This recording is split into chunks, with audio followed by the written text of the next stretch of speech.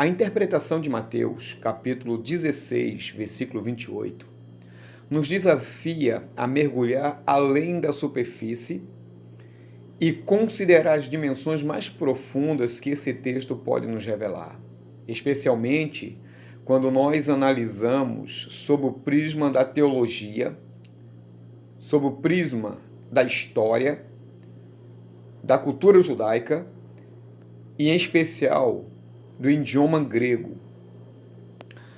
Aqui estão algumas informações e reflexões mais amplas que nós podemos mergulhar e absorver conhecimentos espirituais profundos.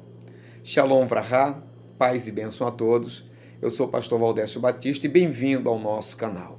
E hoje estaremos estudando justamente esse texto de Mateus, capítulo 16, versículo 28, que tem sido até mesmo usado numa tentativa de afirmar que a Bíblia é mentirosa ou que a espera a respeito de Jesus é vã nos dias de hoje. E para que nós possamos entender isso melhor, eu quero primeiro aqui trazer à tona o tópico: o reino de Deus é uma realidade multifacetada. Porque o conceito de reino, em grego, basileia, dentro da teologia bíblica, ela vai além de uma dimensão física ou escatológica. Ela é, ao mesmo tempo, presente, ela é progressiva e, ao mesmo tempo, eterna. Jesus ensinou que o reino já havia chegado se nós formos catucar, se nós formos investigar de maneira mais detalhada. Você vai ver que em Lucas capítulo 17, versículo 21, afirma que o reino de Deus está no meio de vós. Mas também o próprio Jesus falou sobre uma plenitude futura, onde esse reino será mais concreto, mais tangível e dominante sobre todo o universo. Isso significa que em Mateus capítulo 16, versículo 28, ele está, no caso, apontando para uma realidade espiritual que transcende o tempo e o espaço. Por exemplo, na continuação da leitura, nós iremos ver que a transfiguração, nesse contexto, pode ser vista como uma pequena janela para essa realidade maior, onde a glória celestial de Jesus rompe temporariamente na dimensão terrena. Isso é fantástico. E quais são as informações que nós podemos extrair disso aqui? É que a transfiguração, que segue diretamente o texto, ela ecoa eventos do Antigo Testamento.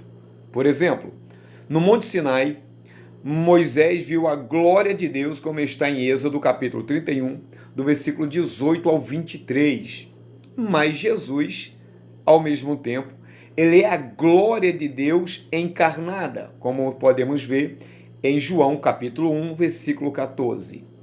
E aí, a presença de Moisés e Elias na transfiguração não é acidental, porque ali, tanto Elias como Moisés representa Moisés a lei e Elias os profetas que testemunha que o reino de Deus anunciado por Jesus cumpre toda a história da redenção. O segundo tópico é a experiência sensorial dos discípulos. O uso do verbo ver, e lá está, verão, ele encontra-se no futuro do indicativo. Isso enfatiza uma experiência tangível e, ao mesmo tempo, pessoal. Isso significa que Pedro, Tiago e João não apenas tiveram uma visão no sentido espiritual, mas eles experimentaram algo real, vivo pelos sentidos. E esse evento, ele é descrito como um momento de percepção sobrenatural, onde a dimensão divina rompe a realidade material. Naquele momento da transfiguração, esses três homens, eles são capazes de ver, de sentir, sabe, tudo que acontece ali numa conexão perfeita entre os céus e a terra. E ali, esses três homens cumprem a promessa de Jesus que diz que alguns que ali estavam não iriam experimentar a morte até que visse essa manifestação. Essa manifestação entre os céus e a terra, essa conexão mostrando que o reino de Deus é mais presente do que nós podemos imaginar. E algumas informações interessantes que nós podemos extrair daqui é o seguinte: os judeus do primeiro século, eles associaram o reino de Deus a sinais visíveis, como a glória celestial, justiça e restauração de Israel. Na transfiguração, nesse caso específico, serviu para corrigir a compreensão limitada dos discípulos, aonde o reino de Deus não é apenas um evento futuro, mas é uma presença ativa, real, poderosa, aonde Jesus Cristo como Filho reina com poder, mesmo que ainda não seja na sua plenitude final. Jesus disse no finalzinho de Mateus que foi dado a ele todo o poder e autoridade nos céus e na terra. Ele disse isso para os seus discípulos. Entre tantas outras coisas também que aconteceram, quando Jesus falava assim: arrependei-vos porque é chegado a vós o reino de Deus. O próprio Messias disse que o reino de Deus, naquele momento, não viria de forma visível, mas que ele estaria em nós e entre nós, mostrando que o reino de Deus já é reinante, já é atuante, mas que alguns discípulos ali estariam experimentando algo mais concreto, algo mais plausível e tangível. Isso me leva ao terceiro tópico, que é a conexão com a glória e o sofrimento. Olha que interessante. Um detalhe especial é que Mateus capítulo 16, versículo 28, vem logo após Jesus falar sobre a necessidade de carregar a cruz, os versículos 24 a 27. Isso nos mostra que o reino de Deus não é apenas sobre a glória, mas também sobre sacrifício, sobre a entrega, sobre um preço pago. E a transfiguração é uma antecipação da ressurreição, porém, ela ocorre antes da cruz, mostrando assim que a glória do reino está intimamente ligada ao sofrimento redentor de Jesus.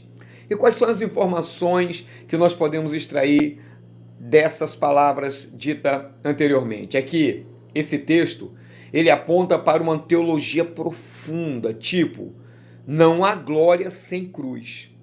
E essa mensagem também foi sobre, na verdade não é sobre, é um lembrete para os discípulos de que seguiram Jesus e eles podiam, de certa forma, participar do seu sofrimento, porém, com a promessa de participar também da sua glória futura, como está em Romanos, capítulo 8, versículo 17. E isso nos leva ao tópico de número 4, que é uma janela para a realidade maior. Quando nós falamos da transfiguração, a transfiguração pode ser vista como uma revelação de que a realidade espiritual é muito maior do que aquilo que qualquer ser humano pode perceber. O que Pedro, Tiago e o apóstolo João experimentaram foi um pequeno vislumbre do estado glorificado de Jesus. Isso mesmo. Algo que normalmente estaria oculto na realidade terrestre. Se Jesus não lhes permite aquele momento de glória, eles não teriam registrado e não vislumbraria esse ato tão glorioso antes da cruz. Isso nos ensina que a realidade de Deus, ela é mais ampla, ao mesmo tempo rica e complexa do que a nossa visão limitada é capaz e a mente mais brilhante de captar. E nós podemos extrair outras coisas interessantes na transfiguração, porque a transfiguração pode ser entendida como uma teofania, ou seja, uma manifestação de Deus. Ela indica que por trás da aparência comum de Jesus, como um homem comum, um cidadão comum, porém a sua natureza divina estava plenamente presente. Isso aponta para a interação constante entre o visível e o invisível, entre o ser humano e o divino. Isso então nos traz à tona o quinto tópico que não quero trazer para vocês, que é o significado para os nossos dias. Para nós, dos nossos dias, o texto nos lembra de que o reino de Deus não é apenas algo que esperamos, mas é algo que podemos experimentar aqui e agora de maneira parcial. Cada vez que vivemos em obediência, assim nós estaremos experimentando a presença de Deus, ou vemos a sua obra transformadora em nós e no mundo, e assim estaremos a participar desse reino tão glorioso e poderoso. O texto em destaque, em estudo, ele nos desafia a ideia de um reino não apenas futuro. Não é algo que eu só vou desfrutar daqui a não sei quantos anos, ou só quando Jesus voltar.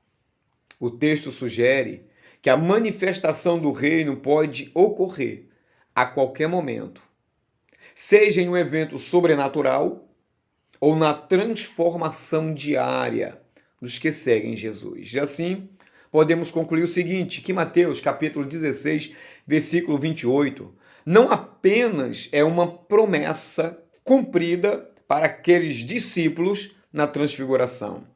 Ele também aponta, ou melhor, ele é uma porta de entrada para uma reflexão sobre o que significa viver à luz do reino de Deus.